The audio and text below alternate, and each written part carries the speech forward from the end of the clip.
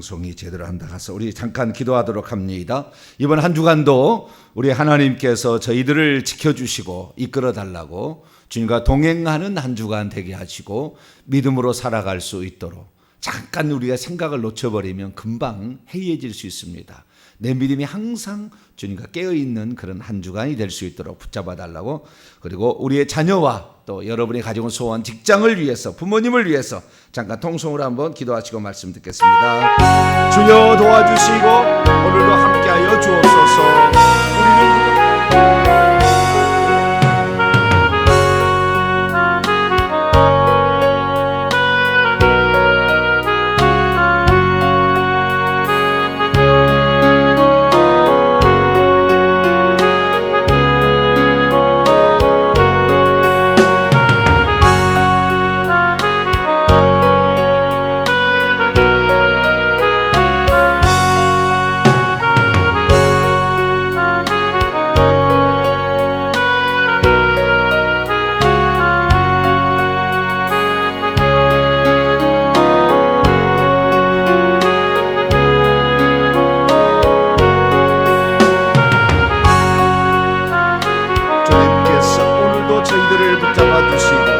하나님만을 찾는 저희들 되기를 원합니다. 하나님, 귀신이 우리를 가만두지 않는 세상에 살고 있고, 하나님 아버지, 우리의 마음이 아직도 온전히 주 앞에 향하지 못하고 있나이다. 하나님께서 우리의 잘못을 용서하시고 하나님께서 우리 자신을 붙잡아 주시어서 오늘 함께하여 주시고 붙잡아 주시기를 원합니다.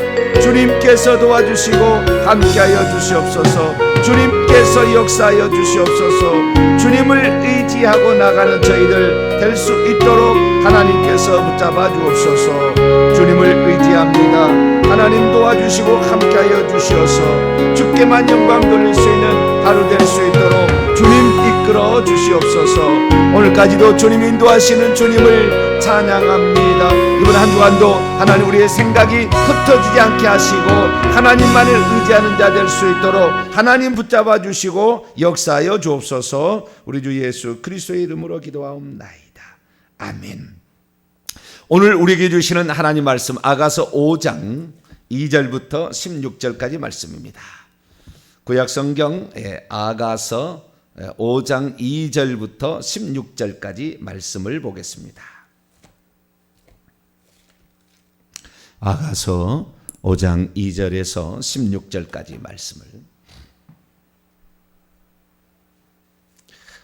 다 찾으셨으면 저와 여러분이 한 절씩 교독하시도록 합니다. 내가 잘지라도 마음은 깨었는데 나의 사랑하는 자의 소리가 들리는구나. 문을 두드려 이르기를 나의 누이 나의 사랑 나의 비둘기 나의 완전한 자야 문을 열어다오. 내 머리에는 이슬이 내 머리털에는 밤이슬이 가득하였다 하였구나. 내가 옷을 벗었으니 어찌 다시 입겠으며 내가 발을 씻었으니 어찌 다시 더럽히랴마는. 내 사랑하는 자가 문틈으로 손을 들이밀매 내 마음이 움직여서 일어나 내 사랑하는 자를 위하여 문을 열 때 몰약이 내 손에서 몰약의 집이 내 손가락에서 문빗장에서 떨어지는구나. 내가 내 사랑하는 자를 위하여 문을 열었으나 그는 벌써 물러갔네. 그가 말할 때 내 혼이 나갔구나. 내가 그를 찾아도 못 만났고 불러도 응답이 없었노라. 성안을 순찰하는 자들이 나를 만남에 나를 쳐서 상하게 하였고 성벽을 파수하는 자들이 나의 겉옷을 벗겨 가졌도다. 예루살렘의 딸들아, 너희에게 내가 부탁한다. 너희가 내 사랑하는 자를 만나거든 내가 사랑함으로 병이 낫다고 하려무나. 여자들 가운데 어여쁜 자야, 너의 사랑하는 자가 남의 사랑하는 자보다 나은 것이 무엇인가? 너의 사랑하는 자가 남의 사랑하는 자보다 나은 것이 무엇이기에 이같이 우리에게 부탁하는가? 내 사랑하는 자는 희고도 불고 많은 사람 가운데서 뛰어나구나. 머리는 순금 같고 머리털은 고불고불하고 까마귀같이 검구나. 눈은 시냇가의 비둘기 같은데 우위로 씻은 듯하고 아름답게도 박혔구나. 뺨은 향기로운 꽃밭 같고 향기로운 풀 언덕과도 같고 입술은 백합화 같고 몰약의 집이 뚝뚝 떨어지는구나. 솔은 황옥을 물린 황금 놀이개 같고 몸은 아로 새긴 상아의 청옥을 입힌 듯하구나. 다리는 숭금 받침에 세운 화반석 기둥 같고 생김새는 레바논이며 백향목처럼 보기 좋고 입은 심이 달콤하니 그 전체가 사랑스럽구나. 같이요. 예루살렘의 딸들아 이는 내 사랑하는 자요 나의 친구로다. 아멘. 기도하겠습니다. 자, 위로신 아버지 하나님, 오늘도 우리가 주님을 사모하고 주님을 의지합니다.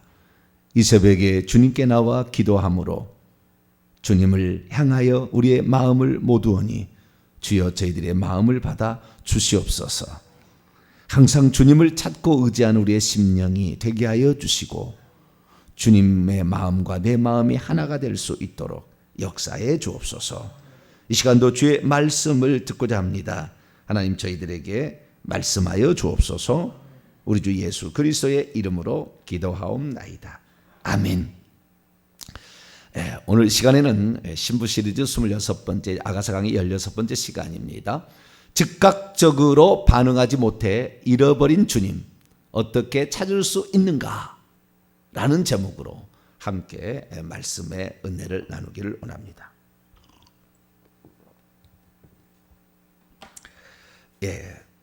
아가서 강해가 중반을 넘어서 후반으로 가고 있는데요. 후반은 그렇게 많은 시간은 소요되지 않을 겁니다. 제가 1편, 2편, 3편 주일날 3번에 걸쳐서 설교한 내용이 아가서 전체를 제가 설명을 했기 때문에 아가서의 내용은 이제 파악할 수 있을 거예요. 아가서 노래들 중에 노래 대체 무슨 책인가? 첫 번째 설교에서 술람미 여인으로 지칭되는 장차 성도들, 천국에서 그리스도의 신부가 될 자들의 첫 번째 신부, 백합화와 비둘 같은 신부에 대해서 얘기를 했었고, 두 번째 백합화에서 원수의 영토에 깃발을 꽂는 성도로라는 제목으로 해서 전사 같은 그 신부, 당당한 그 신부에 관한 말씀을 드렸고, 어제 말씀을 통하여서 이제 이 전사 같은 신부에서 이제는 다른 신부를 산출하고 양육하는 신부로라는 제목으로 이제는 주님이 원하는 궁극적인 신부의 상에 관하여 말씀을 드렸습니다. 그래서 그 전에는 누구도 그렇게 해보지 않은 그 아가서 해석을 이렇게 해나갔는데요. 그냥 저는 성경에 나와 있는 것과 그 다음에 천국에서 벌어지고 있는 상황들을 많이 알고 있기 때문에 그 상황을 가지고서 설명을 했습니다. 이 설명을 하면서 어떤 생각이 들었느냐, 이런 생각이 들었어요. 어떤 생각이 들었느냐 하면은 오늘 본문 말씀에 이제 다 하지 못한 얘기 중에서 빠진 내용과 그 다음에 각 장의 5장 이제 오늘 강해인데 5장에서 꼭 알아야 될 사항을 제가 이제 이렇게 짚어주는데요. 이 5장 2절부터는 이제 결혼식이 끝났습니다. 피로연도 다 끝났어요. 그리고 얼마의 시간이 흘렀습니다. 그래서 그 결혼식을 한 날에만 신부라고 불러요. 사실은 이 아가서에 이 술람미 여인을 지칭하는 호칭을 보게 되면 결혼식 날만 신부라고 부르지 결혼식 날이 지난 다음에는 신부라고 안 부릅니다.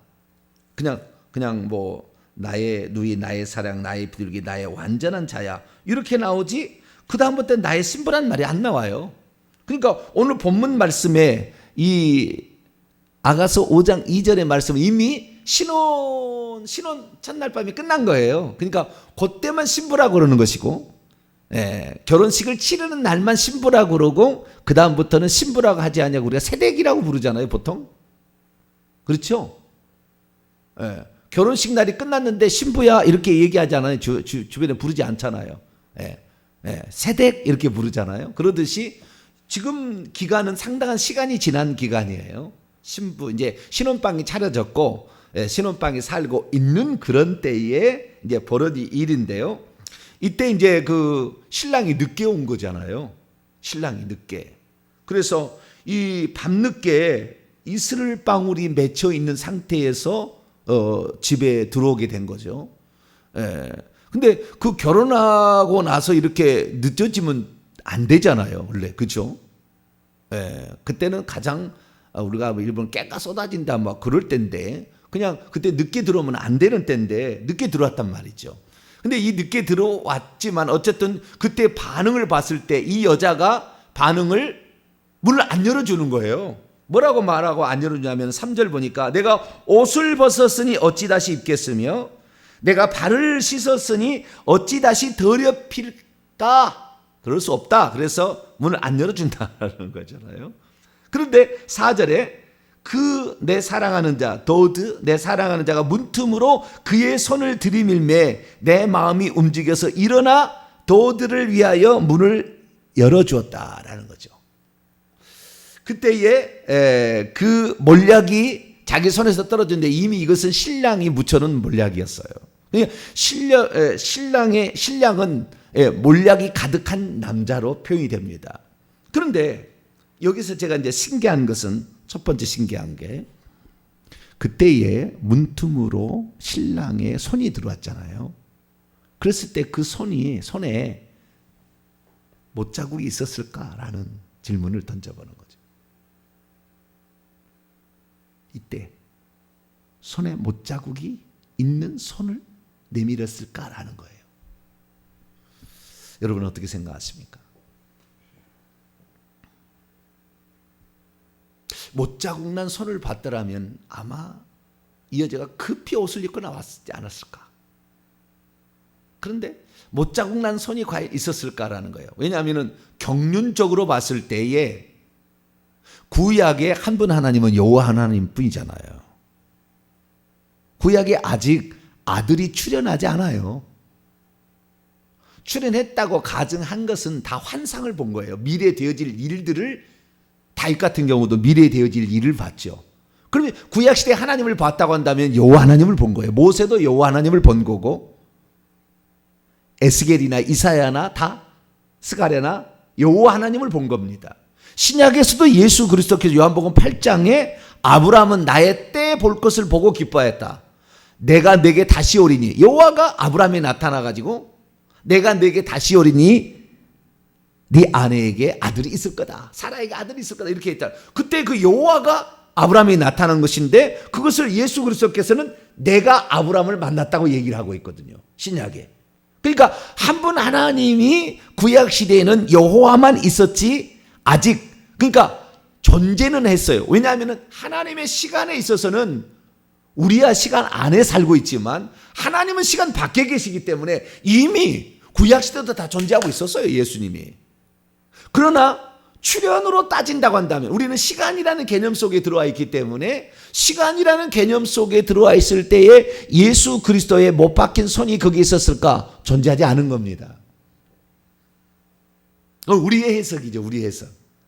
예. 문 밖에서 문을 두드리고 있는 요한계시록 3장 20절의 말씀이 마음의 문을 놓고 하잖아요. 이것을 가지고 주님이 그때 라오디게아 교회에게 말씀하신 거예요.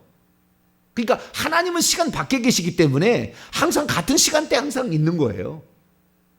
그래서 어제 있는 일이 오늘 있고 오늘 일이 있으니 내일 미래에 있다는 것은 주님은 시간 안에 있지 않냐고 시간 밖에 계시기 때문에 말할 수 있는 거죠. 그러니까 오늘 우리가 이 새벽에 나와서 기도할 것은 주님은 다 알고 있는 거예요. 우리는 오늘 가야 되겠다. 그리고 왔다고 하지만 주님의 시간대에 보게 되면은 우리는 주님의 시간에 안에 들어와 있는 거예요. 그러니까 우리 주님은 전지전능하세요. 그렇기 때문에 구약 시대에는 아직까지 그 십자가에 못 박힐 그러니까 요한계시 13장에도 일찍 죽임을 당한 어린 양이라고 표현됩니다. 그러니까 하나님의 시간대에는 이미 십자가에 죽으셨어요. 예수님이. 그러나 우리가 살고 있는 세상의 시간 속에서는 그분은 여호와로 존재하는 때입니다. 한마디로 여호와이신 때예요. 그렇기 때문에 그 여호와이신 때에 그 모습을 누가 봤느냐? 솔로몬이 본 거예요. 환상으로. 예수님의 그러니까 장차 오실 예수 그리스도를 환상으로 미리 정확하게 본 사람이라 그 말이에요. 아브라함도 아마 옷을 입고 감추어진 어떤 모습의 여호와를 보지 않았을까? 추정되는 여기에 보세요. 이 5장 10절부터 16절까지는 그의 머리부터 그의 다리까지의 모든 것들을 다 비유로 다 설명을 했다고요. 정확히 알고 있습니다. 이건 술람미 여인이 알고 있는 게 솔로몬이라고 표현되고 있지만 사실은 이 그리스도, 구약의 그리스도, 그러니까 여호와로 표현되는 그 한 분 하나님의 모습을 머리끝부터 발끝까지 정확히 다 본 거예요. 그런데 여기에 보니까 다리나 손에 못이 박혀 있다고 안 나와요. 이 장면을 보게 되면 5장 14절을 보면 손은 황옥을 물린 듯 황금 노리개 같고 이렇게 돼 있어요. 그러니까 이 어떤 손이 눈부시고 귀하다, 보석 같다라는 거잖아요. 빛난다라는 것 등을 뜻하는 것이고, 15절에 다리를 보면 순군 받침에 세운 화반석, 대리석 각 기둥 같고 이렇게 얘기를 함으로 결국에 이분이 십자가에 못 박혀 있는 현장을 보지 않은 겁니다. 그러면 그 구약 시대에 하나님의 손을 표현할 때 어떻게 표현했느냐? 그래서 이 손에서 어떻게 해요? 몰약이 뚝뚝뚝뚝 떨어지는 것이죠. 몰약이라는 것은 그분의 죽음을 상징하는 거잖아요. 고난과 고통. 몰약 보셨잖아요. 나무가 상처를 입었을 때 진액을 내서 만들어내는 그 진액. 네. 그래서 우리를 위해서 고난받으실 그리스도, 그리고 결국에 죽으실 그리스도가 동방박사들에 의해서 황금과 유향과 몰약인데 그 몰약으로 표현되어 있고 죽은 다음에 다시 살아나는 그것, 이것은 유향의 작은 산이었고 몰약산이었다라고 표현이 되잖아요. 그래서 여러분, 몰약산은 큰 것이고 그 다음에 유향에는 작은 산이라 이렇게 얘기하는 것은 우리가 그 산이나 그 원문을 보면 동산이라는 의미가 있거든요. 그렇기 때문에 예수 그리스도께서도 겟세마네 동산에서 기도하시고 땀방울이 핏방울대로, 그 다음에 해골의 곳이라는 동산에서 죽으시고 거기에 묻히셔서 부활했잖아요. 죽으시고 부활했다. 그래서 그분은 몰약산과 유향의 작은 산으로 내가 가리라라는 얘기는 구약시대에는 그분의 순환과 그 다음에 그분의 죽음이 몰약과 유향산으로 표현되어 있어요. 그래서 그분은 왜 그분이 계시는 자기의 동산에 몰약나무가 있었고 유향나무가 있었어요. 유향목과 몰약이 있었잖아요. 그래서 그분이 계시는 곳에 그게 많이 있었기 때문에 그분에서 향기가 났을 것이고, 그 다음에 그분의 손에서 몰약이 뚝뚝뚝뚝 떨어졌을 것으로 우리는 확인되기 때문에 그 예수 그리스도가 그때 당시에는 못 박힌 손으로 존재하지는 않았을 가능성이 매우 높아요. 왜? 본 것을 얘기하는 거 보니까. 만약에 오늘 우리가 주님이 찾아오시는 이 장면을 만약에 글로 쓴다고 한다면 틀림없이 손등에 구멍이 뻥 뚫린 예수 그리스도의 손이 나타날 겁니다. 이미 역사적으로 실제했던 후기 때문에. 그러나 이때는 아직 그때가 아니라 그 말이에요. 그래서 그때가 아닌 상태에서 이 장차 오실 그리스도를 표현하는 가장 완벽한 것은 그 손에서 몰약이 떨어진다라고 표현했던 것이 가장 완벽한 표현인데 정확한 걸 본 거다 그 말이에요. 솔로몬이 정확한 것을 이렇게 보았다는 거예요. 그래서 우리가 이 그 신랑을 보는 측면에 있어서 시대를 우리가 이제 그 거슬러 올라가는 거니까 아직 역사 속에 십자가에 못 박기 전의 상황에 하나님을 본 것이다 라고 말할 수가 있겠습니다. 그것을 솔로몬의 방문으로 표현하고 있는데요. 이때에 예수님이 늦게 들어온 것은 많은 이런 주석책들을 보게 되면 먼 여행을 갔다가 돌아왔대요. 어디 갔다 왔어요? 먼 여행을, 어디에서 먼 여행을 갔다 하는 말이 어디가 나왔어요? 안 나와 있는데 그냥 추정을 뭐라고요? 먼 여행을 갔다가 늦게 왔다 이렇게 얘기를 하는 거예요. 뭐 상상의 자유죠. 상상의 자유입니다. 그런데 우리는 이 신랑을 잃어버린, 왔는데 손까지 봤는데 열어주니까 이미 없었잖아요. 그래서 이 신랑을, 그것을 신랑을 잃어버린, 신랑을 놓쳐버렸다고 이제 표현을 하겠지만, 그러나 어쩌면은 것이 어떻게 표현하냐면은 신랑이 화를 내고 가버렸다는 식으로 또 해석이 돼요. 대부분 다. 왜? 문을 안 열어줬다고 신랑이 화내고 갔다는 거예요. 근데 우리 주님이 표현될 때 화를 내가지고 갔겠어요? 문 안 열어준다고? 제가 다시 설명합니다만은 6장에 가서 이 여인이 찾아간 곳은 그분의 동산에 계셨고 그분의 동산에서 양떼를 먹이고 있었고 꺾어진 백합화를 줍고 있었어요. 이게 6장 2절 3절에 나와요. 그러니까 이분은 지금 천국에 있지만 지상의 양떼에 관심이 많은 거예요. 지상에 꺾여진 백합화들을 가슴 아파하는 거예요. 그래서 그들의 문제가 있기 때문에 그들은 보좌에 앉아서 그냥 편안하게 주님도 계실 수 있겠지만 그러나 이 땅에 이 지금 고통받고 있는 그다음에 이 땅에 어떤 하나님의 도움이 필요한 자들의 관심이 있기 때문에 그 새벽까지 일하다가 늦게 온 거예요. 그 일하다가 양떼 먹이다가 꺾어진 백합화 가슴에 춥다가 늦게 온 거예요. 그러다가 또다시 어떤 문제가 발생했겠죠. 왜? 솔로몬이 가는 곳마다 60명의 병사가 항상 따라다닌다고 했잖아요. 벌써 보고가 왔을 거 아니에요. 주님 또 무슨 일이 있습니다. 그러니까 또 자기의 동산에 또 간 거예요. 다시 말해서 하나님의 그게는 우리의 생각에 잣대 표현하는 것이지 하나님은 그 자리에서 다 하는 거예요. 아시겠죠? 보이에서도 하는 것이고 근데 우리의 생각에 잣대로 지금 표현하는 겁니다. 그러면 내 동산에 다시 가야지. 왜? 천국에서 이 지상의 것을 볼 수 있는 그곳.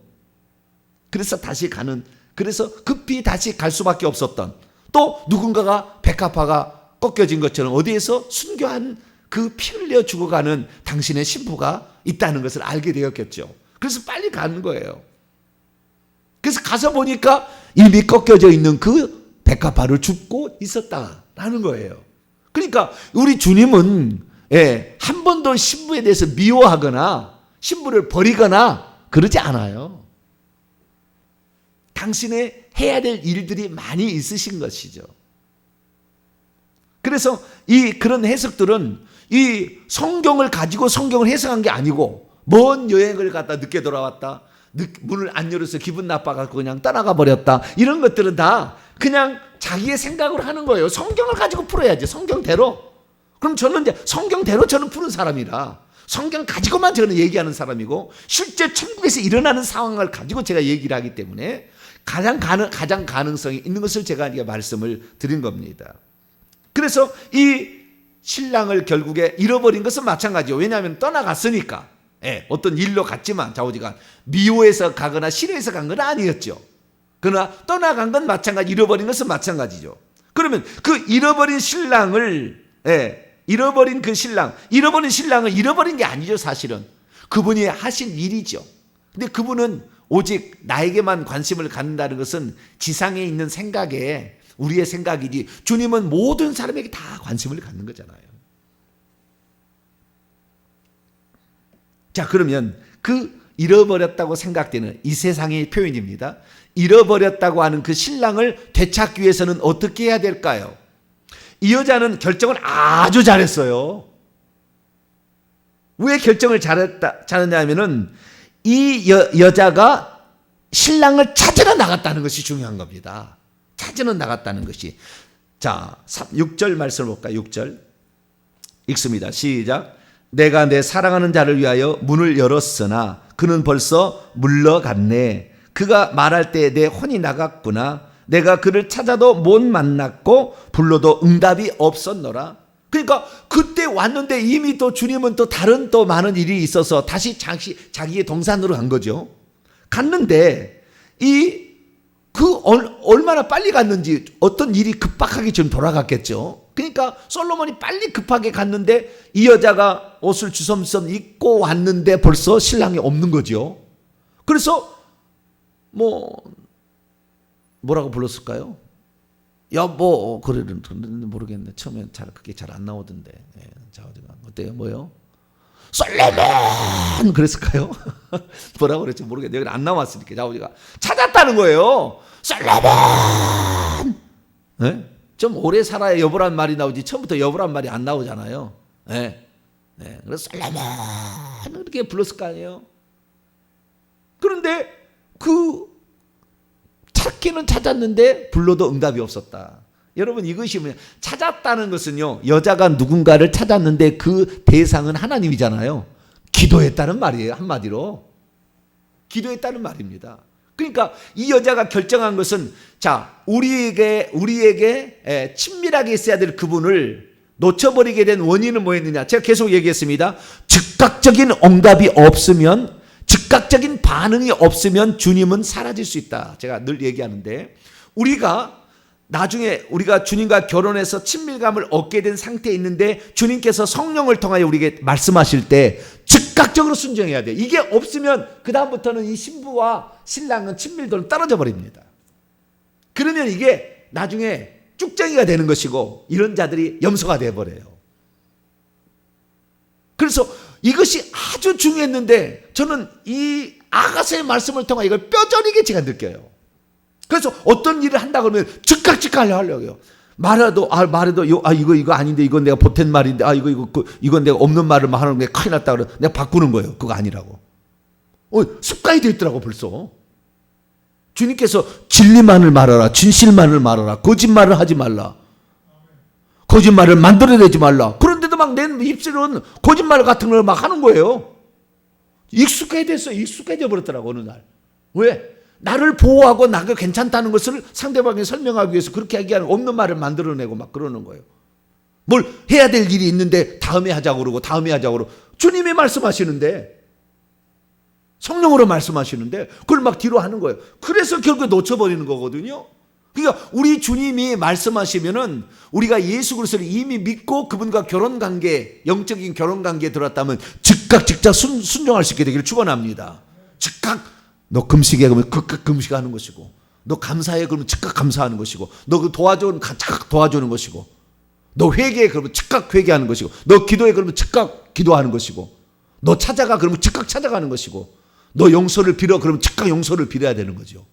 네. 그래야만이 주님의 친밀도를 유지할 수가 있습니다. 근데 그걸 놓쳐버린 거죠. 그런데 놓쳐버렸는데도 이 여자가 선택한 건 아주 잘한 거예요. 기도를 하는 것을 붙잡았다는 거 아니에요?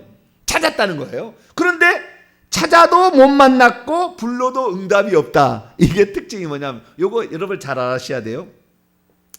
이 신랑을 기다리고 있으나 신랑을 만나지 못할 것 같은 두려움이 한 번 더 있었어요. 결혼 전에 예루살렘 안에 신혼 예비집에 데려다 놓은 적이 있었거든요. 미리. 그게 3장에 나와요. 3장을 보세요. 내가 이 청혼을, 2장에 청혼을 받잖아요. 일어나 함께 가자. 바위 틈 낭떠러지 은밀한 곳에 있지 말고 내가 너의 이제 피난처가 돼줄 테니까 독수리 두려워하지 마라. 내가 너의 피난처가 돼줄게. 그래서 청혼을 해서 결국에 청혼을 받아들임으로 예루살렘 안에 준비된 신혼 예비집에 미리 와 있어요. 그런데 그것이 내가 지금 시골 처녀가 솔로몬 왕을 신랑으로 맞이할 수 있다는 사실이 제가 믿겨지지가 않아. 그럴 수가 있잖아. 신분에 너무 차이가 있으니까 믿겨지지가 않아. 그래서 3장 1절에 보니까 밤들의 침상에서 마음으로 이렇게 얘기하므로 아마 꿈을 꾸었을 가능성이 많아요. 상상을 했든지. 그런데 그때에 사랑하는 자를 찾았다는 거예요. 그런데 꿈속에서 잃어버린 거예요. 왜? 두려움이 있잖아요. 신랑이 나를 찾아오지 않고 예루살렘의 딸들처럼 그냥 이렇게 결혼을 한다고 데려왔으나 그래도 첫날밤을 치르지 못하고 저렇게 사는 예루살렘 딸들은 되지 않을까라는 걱정이 있었던 거죠. 그래서 맨날 맞불 지새다가 어느 날에는 내가 찾아야 되겠다. 내 찾아봐야 되겠다. 신랑을 어디가 있는지. 그리고 찾아봤다는 거 아니에요. 2절에 그랬더니 내가 일어나서 성을 돌아다니면서 마음에 사랑하는 자를 거리에서 큰 길에서 계속 찾았다는 거예요. 그럼 찾으나 만나지 못했으나 3절 성안을 순찬한 자들을 만나서 묻기를 내 마음으로 사랑하는 자를 너희가 보았느냐 했을 때에 지나치자마자 4절에 보니까 내 마음에 사랑하는 자를 만나서, 왜? 그가 즉각 온 거예요. 그분이 찾고 있는 것을 알고. 그러니까요, 우리가 신앙의 초창기 처음에 예수 믿을 때는 기도하면 즉각 응답이 떨어집니다. 그러나 이미 우리가 이제 결혼해서 주님과의 이제 나를 주님과 나 사이가 이미 이제 친밀해졌다. 그러면은요, 즉각 응답하지 않게 된 상태에서 기도를 하게 되면 주님은 네가 나를 진정 사랑하고 의지하느냐를 보시는 거예요. 그때부터 즉각 응답 안 해주는 거예요. 너가 정말 끝까지 나만을 의지하느냐를 주님이 그때 달아보시는 거예요. 그렇기 때문에 우리가 초신자 때는 금방금방 기도응답이 되지만 기신자가 되면 기도는 간절해지고 끝까지 구해야 응답이 떨어집니다. 이 특징이 있어요. 이 특징을 그대로 말해주는 거예요. 그러나 중요한 것은 뭐냐면 이 여자가 잃어버린 그 남편을 찾기 위해서 또 나갔다는 거예요. 그런데 앞에는 잘못한 것이 없잖아요. 남편이 혹시 오지는 않을까라는 어떤 걱정에 의해서 남편 한번 봐야 되겠다라고 집무실을 찾아갔더니 어디를 뭐 시험관을 두루 돌아다니면 자기 잘 모르니까 예비차만 달랑 데려다 놨겠죠. 신혼 예비집에만. 그래서 찾아 나섰는데 그러니까 그 여인은 잘 모르니까 주님이 오신 거 아니에요. 어디로 갈지를 모르니까 주님이 오신 거 아니에요. 근데 지금 이 장면은 이미 결혼을 한 상태였는데 이 여자가 찾아왔는데 이미 이 여자는 즉각적인 응답을 하지 못함으로 반응하지 못함으로 주님께 죄송스러운 상태가 되어버린 거예요. 주님께 죄송스러운 상태를 우리는 죄를 지었다고 표현하는 겁니다. 그러니까 즉각 뭐가 달라져요? 순찰자들이 떼거지로 달라 이 여자에게 상처를 주고 성벽에 있는 파수꾼들이 그의 겉옷을 빼앗아가 버리잖아요. 그의 의로움들이 바뀌어지는 거예요. 내가 그동안 잘했던 것이 이 주님과의 친밀도가 떨어짐으로 말미암아 허물어지는 겁니다. 우리가 죄를 짓게 됨으로 말미암아 우리가 주님 앞에 쌓아놓은 공력들이 사라지는 거예요. 그래도 이 여자가 포기하지 아니하고 포기하지 아니하고 이제 어떻게 해요? 8절을 보니까 예루살렘의 딸들에게 중보 기도를 부탁하는 거 아니에요. 내가 너희들에게 부탁한다. 우리의 신랑을 나 혼자 찾으려고 하는데 나 이렇게 만신창이가 돼가지고 근데 절대 죽일 수 없다는 거. 우리가 아무리 죄를 지어도 주님을 찾을 때는 악한 영들이 여기 순찰자나 파수꾼으로 표현되는 이런 악한 영들이 혹시 만질 수는 있어도 생명을 건드릴 수가 없다는 거예요. 그걸 믿으세요. 할렐루야. 우리가 계속 주님을 찾으면 이 욥이 계속 주님을 찾으니까 사단 마귀도 그를 못 죽이는 거예요. 못 죽이 하나님이 허락을 하지 않아요. 왜? 나를 찾는 자인데. 나를 찾는 자니까. 그래서 죽일 수 없어요. 그래서 결국에 이제 어떻게 하면 그러면 할까 생각하다가 이 여자가 나 혼자를 못 찾으니까 이 예루살렘의 딸들 다른 여인들은 혹시 어디로 갔는지 알고 있지 않을까 라고 생각하는데 그러니까 사실 이 솔로몬의 집무실이 영적으로 보게 되면 자기 동산인 거예요. 자기 동산. 근데 그 자기의 동산을 예루살렘의 딸들도 알고 있었어요? 모르고 있었어요? 모르고 있어요. 모르고 있습니다. 그래서 맨 처음에 예루살렘 딸들이 뭐랬습니까? 네가 사랑하는 님이 다른 사랑하는 님보다 나은 것이 무엇인지를 얘기해봐라. 왜 그렇게 찾느냐라고 먼저 얘기를 하지 않습니까? 그래서 5장 이 10절부터 16절까지 내 남편은 이런 자입니다라고 이 자랑을 하는 거예요. 그런데 6장 1절에 가봐요. 또 그 예루살렘의 여자들이 하는 얘기가 있어요. 여자들 가운데 가장 어여쁜 자야. 네가 사랑하는 자가 어디로 갔는가? 네가 사랑하는 자가 어디로 돌아갔는가? 우리가 너와 함께 찾아보자. 그러면 그 장소를 이 예루살렘의 딸들도 안다는 거예요? 모른다는 거예요? 모른다는 겁니다. 모른다는 거예요. 그러니까 주님께서 진짜 일하시는 그 공간에 이 여자들은 들어가 본 적이 없어요. 자기의 동산에 오직 술람미 여인 혼자만 주님의 동산에 들어갔어요. 주님의 동산은 이 땅에 보이지 않는 영의 공간에 주님이 일하시는 공간이에요. 거기에는 우주의 경영들이 펼쳐지고 있고 어떻게 해야 할 것인지를 다 공유가 되는 엄청난 공간입니다. 근데 그것은 아무나 들어갈 수가 없는 거예요. 예루살렘의 딸들도 그 장소를 몰랐다는 거예요. 그러니까 사실 이 주님을 찾았다는 것은 잘한 거예요. 아시겠죠? 끝까지 주님을 찾아야 되는 거니까. 자, 예레미야 29장을 한번 열어볼까요? 뒤에 예레미야 29장.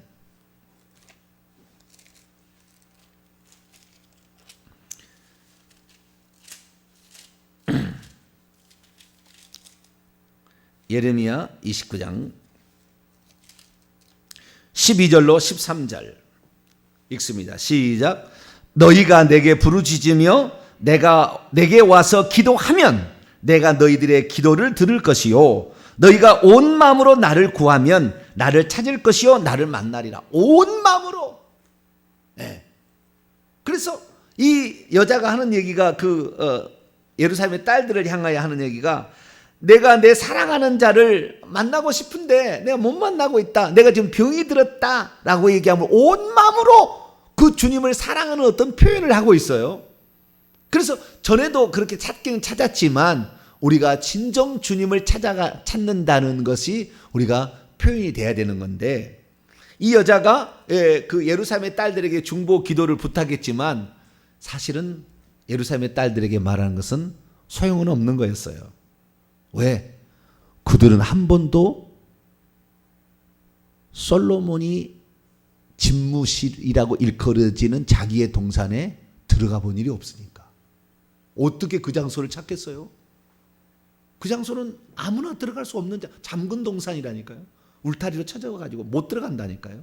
아무나 들어간 게 아니라고. 주님의 마음을 우주적인 하나님의 뜻을 만질 수 있다는 게 아무나 그렇게 되는 게 아니래요. 그래서 이 여자에게 부탁한 것은 중보 기도를 부탁한 것은 뭐 틀린 건 아니지만 별로 영향가는 없는 거예요. 왜? 술람미 여인만 그 장소를 찾을 수 있도록 이미 돼 있으니까.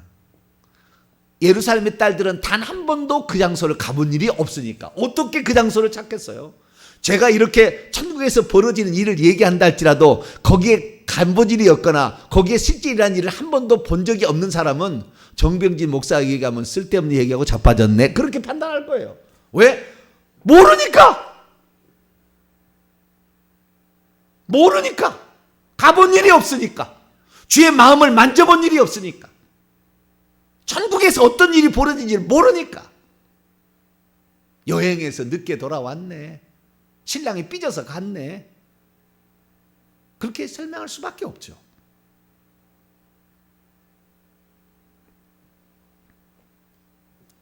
그래서 중보 기도를 예루살렘 딸들에게 부탁을 했지만 부탁을 한 건 잘한겠지만 자기보다 영성이 훨씬 낮은 자들은 영성이 높은 자를 도와줄 수가 없어요. 도와줄 수 없어요. 그러나 이건 얘기하는 것 도움이 된 거죠. 네가 사랑하는 자가 누구냐라고 얘기함으로 그것이 악한 영들을 뚫고 어둠을 뚫고 아침을 맞이해서 솔로몬의 동산을 찾아가는 방법이 하나는 되었어요. 그 도움을 요청하는 게. 왜? 그 영들을 이길 수 있는 것은 내 남편이 이런 잠지다라고 했을 때 순찰다리나 파수꾼이 무릎을 꿇을 수밖에 없어요. 왜? 내 남편이 솔로몬 왕이라고 얘기를 해버리니까. 정확히 얘기를 해보니까. 네 남편이 거짓말할 수 있잖아요. 네 남편이. 왜냐하면 그 성 중에 얼마나 왕후도 60명, 비빈도 80명 있고 신녀들도 많은데 그렇게 거짓말할 수 있잖아요. 그러니까 네 남편이 누군지 정확히 얘기를 해야 될 거 아니에요. 그것을 예루살렘의 딸들이 물어본 거 아닙니까? 네가 사랑하는 자가 남들이 사랑하는 님보다 더 뛰어난 것이 무엇이냐? 얘기를 해봐라. 그랬더니 이 술람미 여인이 내 남편은 이런 겁니다 하고 10가지를 얘기해요. 머리부터 발끝까지 10가지를 얘기를 하는 겁니다. 10가지. 10가지라는 것은 충만하다, 충분하다는 뜻입니다. 10가지를 머리부터 쭉 이렇게 설명을 해요. 얘기를 하는 거예요. 그러니까 이 여자의 친밀도는 대단한 거였어요. 주님을 알고 있는 수준이 대단한 거였어요. 영성이 예루살렘의 딸들하고는 비교가 안 된 거였어요. 그래서 10가지를 하게 되는데 그 10가지를 단 한 구절로 요약한 것이 10절입니다. 10절. 자, 10절 읽습니다. 시작. 내 사랑하는 자는 희고도 불고 많은 사람 가운데 뛰어나는구나. 이게 많은 사람 가운데 원문에 보니까 만 명의 사람이라고 나와요. 만 명의 사람. 우리가 천군 천사리기 때 천천히와 만만이라고 그러잖아요. 만 명을 언급하는 것은 아주 많을 때를 얘기하는 겁니다. 1000명을 얘기할 때하고 10,000명 얘기할 때가 다른 거예요. 1000명, 10,000명 다음에 1000명이에요. 1000명 다음에 100명은 100명 다음에 10명이거든요. 10가지를 얘기한 거하고 양 100마리가 있는데 하나를 잃어버렸다. 100명을 얘기한 거하고 1천년, 천년왕국을 얘기하는 거하고 천천히요, 만만이요, 만만세를 누리소서 할 때 그 다 차이가 있는 거예요. 그만큼 더 엄청나다는 거잖아요. 그런데 그 많은 온 인류 가운데 가장 뛰어난 으뜸인 것은 내 남군인 뿐입니다. 내 님뿐입니다. 라고 이 여자가 얘기를 하는데 그 모양을 딱 두 가지로 얘기해요. 그 두 가지 얘기가 이겁니다. 이거예요. 내 남편은 희고도 붓다. 고베라성이. 나를 위해서 흠 없으신 그분, 하얀 분이 나를 위해서 피를 흘리시고 세마포, 피가 묻어있는 세마포를 입고 오시는 그 모습을 그대로 얘기한 거예요. 이 여인은 그 주님에 대한, 주님이 나를 위해서 그 높고 높은 보좌를 버리시고 낮고 천한 인간이 되어서 나를 위해서 희생하신다는 것에 대해서 이 여자는 딱 한마디로 정의를 딱 내린 거예요. 그분은 희고도 붓는데 모든 인간을 다 동원해도 그분을 표현할 수 없을 뛰어나신 분이다 라고 딱 한마디로 딱 얘기한 거예요. 그것이 이제 그 다음 구절부터 10가지로 표현이 됩니다. 그러니까 우리가 잃어버린 이 신랑을 찾는 방법은 끝까지 기도해야 된대. 그 다음부터는 한번 기도해서 될 일이 아니에요. 왜? 우리가 이 죄를 회개하지 않기 전까지는 얻어 터집니다. 귀신들에게. 그 죄가 있으니까. 그래서 내가 보세요. 8절에 내가 사랑함으로 병이 났다. 기도했다는 거, 먼저 찾았다는 걸 기도했다는 거 아니에요. 그 다음에 예루살렘 부탁한 거, 중보기도를 부탁했다는 게 기도했다는 것이고, 두 번째는 내가 사랑함으로 병이 났다. 병이 났다는 건 마음이 아픈 거예요. 마음이 아프다 그 말이잖아요. 신랑을 잃어버렸기 때문에. 마음이 아프다라는 것은 그의 마음이 뉘우치고 후회하고 있다는 거잖아요. 그래서 시편 51편 17절에 하나님이 구하시는 제사는 상한 심령이라. 하나님이여 상하고 통회하는 심령을 주께서 멸시치 아니하시리이다. 이렇게 얘기했다고요. 그러니까 이 여자가 회개했다는 거잖아요. 회개하기 전까지는 얻어 터지는 거예요. 귀신들에게 당하는 거예요. 주님을 찾아도 몰랐죠. 우리도 몰랐죠. 회개해야만이 저주가 떠난지 그걸 몰랐죠. 그냥 예수 믿으면 다 된 줄 알았죠. 주님만 찾으면 되는 줄 알았죠. 그러나 주님을 찾는 것으로 부족하더라는 거예요. 보니까 이것이 작년부터 우리가 경험한 엄청난 거예요. 지금은 이 코로나로 말미암아 회개를 해야 된다는 것을. 그래서 이 여자가 회개를 하잖아요. 회개를 하고 그리고 내 신랑은 이런 거다 선포를 하니까 귀신이 물러가는 거예요. 어둠이 물러가는 거예요. 그래서 기도와 회개와 예수 그리스도가 누군지를 선포하는 일이 우리가 잃어버린 신랑을 찾는 3대 방법이고, 이렇게 된 자가 신랑 앞에 당당히 서는 원수의 영토에 들어가서 어둠을 쫓아버리는 그러한 전사 같은 신부가 된다라는 것을 제가 두 번째 강의, 주일날 강의 때 제가 말씀을 드린 겁니다. 그래서 미리 제가 예고편을 주일 설교를 통해 얘기를 하고, 오늘은 이제 실제 말씀을 드리고, 어제 얘기했던 주일편도 이제 앞으로 실전에 가면 또 많은 더 자세한 사용이 나올 거예요. 예고편을 잘 보셨으니까, 예고편에 어떻게 우리가 대해야 될 건지 잘 보셨으니까 앞으로 이번 주에 더 많은 것으로 여러분의 것에 예수님을 채우게 되기를 간절히 바랍니다. 그러신 하나님 감사합니다. 우리가 과연 어떻게 해야 잃어버린 우리 주님, 소원해지는 우리 주님을 가까이 할 수 있을까? 저희들도 이 여인처럼 신랑을 찾을 때까지 찾아 나서는 자 되게 하여 주시고, 마음에 아파하듯이 우리 자신을 회개하고 뉘우치며 주님을 다시는 놓지 않아야 되겠다는 그런 결단이 있게 도와주시며, 내 신랑만을 자랑하고 내 신랑은 죄 없는 분이었는데 나를 위해서 십자가에 죽으신 분이다. 그것을 가슴에 새기며 그만큼 뛰어난 사람은 존재하지 않는다 말하는 우리가 되어서 신랑을 꼭 다시 찾아 친밀하게 교제 나누는 우리 모두가 되게 해 주옵소서. 우리 주 예수 그리스도의 이름으로 기도하옵나이다. 아멘. 하늘에 계신 우리 아버지, 아버지의 이름을 거룩하게 하시며 아버지의 나라가 오게 하시며 아버지의 뜻이 하늘에서와 같이 땅에서도 이루어지게 하소서. 오늘 우리에게 일용할 양식을 주시고 우리가 우리에게 잘못한 사람을 용서하여 준 것 같이 우리 죄를 용서하여 주시고 우리를 시험에 빠지지 않게 하시고 악에서 구하소서. 나라와 권능과 영광이 영원히 아버지의 것입니다. 아멘. 간절히 자유스럽게 기도하시고 돌아가시기 바랍니다.